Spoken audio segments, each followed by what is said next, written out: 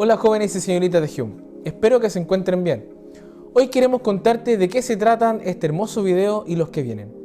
Como ya sabemos, nuestra próxima convención de jóvenes 2023, nuestro Dios nos tiene preparado hermosas temáticas relacionadas con la vida de Daniel. Es por esto que creemos que es súper importante que conozcamos más sobre Daniel, sus amigos y el mundo en el cual él vivía.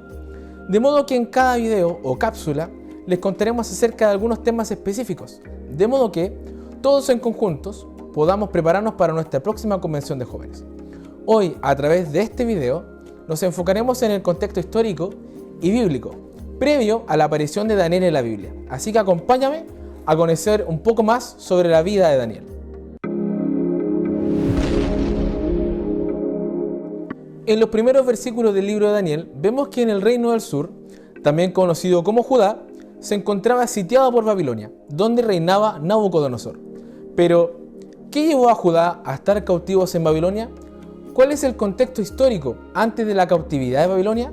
Acompáñame a darle respuesta a estas preguntas. Si bien la historia del pueblo de Dios comienza desde el Génesis, nos remontaremos unos años más tarde a los años de los reyes. Los reinados en Israel iniciaron en 1 Samuel capítulo 8, donde podemos ver que el pueblo de Dios sentía temor en su corazón porque consideraban que Samuel estaba muy viejo para gobernar, pese a que Samuel fue el único juez que logró unificar a toda la nación de Israel. Pese a eso, el pueblo de Dios prefirieron rechazar el gobierno divino, esto debido porque querían una monarquía. Esto provocó una gran desilusión en Samuel, mas Dios le dijo: no te han desechado a ti, sino que me han desechado. Eso aparece en 1 Samuel capítulo 8 versículo 7. Aunque dentro de los motivos que el pueblo de Dios tenía para querer ser un pueblo gobernado bajo el poder de la monarquía, también se encontraba en su temor ser atacados por sus enemigos, mientras esperaba la llegada de un nuevo juez. Pero lamentablemente, lo que el pueblo de Israel no comprendía aún es que eran oprimidos por su idolatría y por su desobediencia, y no por la falta de un rey o de un juez. Israel debía ser un pueblo santo y apartado para Dios, y de esa forma Dios les libraría de la mano de sus enemigos. Finalmente, Dios proveyó de un rey para el pueblo de Israel, a Saúl, de la tribu de Benjamín. Pero este tendría que someterse al reinado de Dios y los profetas serían los mensajeros de Dios para hablar con el rey. Al principio todo iba bien. El rey Saúl hacía la voluntad de Dios, cumpliendo el propósito divino por el cual había sido puesto como rey. Sin embargo, su orgullo y deseo de hacer las cosas a su manera no tardaron en salir a la luz. Pronto Israel se vio frente a un gran conflicto con los filisteos entre Gaaba y Betel. Samuel, el profeta, le ordenó a Saúl que esperaba en Gilgal 7 días hasta que él llegara y así ofrecer sacrificios a Dios. Pero lamentablemente no hizo caso al profeta y decidió ofrecer él mismo sacrificios a Dios, realizando una labor que a él no le correspondía. Es por esto que Dios le castigó, quitándole el reinado de Israel. Tristemente, la desobediencia de Saúl lo llevó a tener un final devastador, donde sus mejores soldados fueron vencidos, incluyendo a sus hijos. Y en consecuencia, Saúl pone fin a su propia vida. Siguiendo con la historia, la muerte de Saúl preparó el camino para que David tomara el liderazgo del pueblo de Israel. David era un joven pastor de ovejas perteneciente a la tribu de Judá. Como rey de Israel hizo grandes hazañas, pero también pecó delante de Dios. Sin embargo, en él hubo arrepentimiento y reconoció que había pecado ante la presencia de Dios.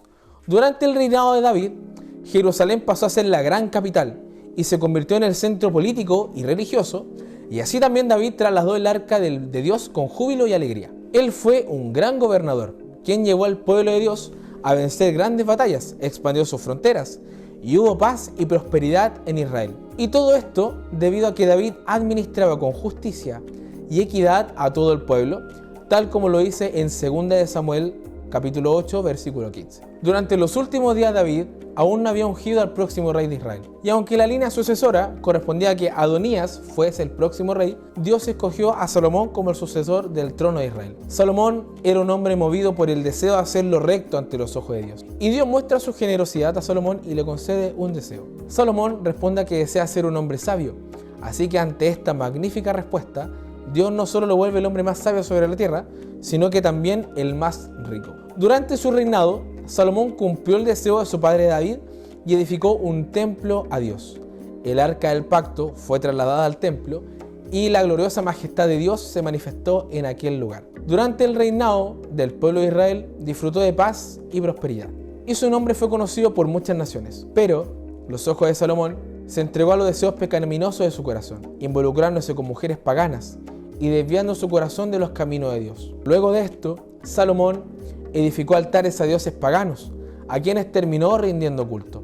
Aunque los últimos días de Salomón son inciertos, Dios levantó enemigos contra él y fue hostigado hasta el último de sus días. Y así terminan los días de paz y justicia para el pueblo de Dios, y comienza nuevamente la decadencia de Israel.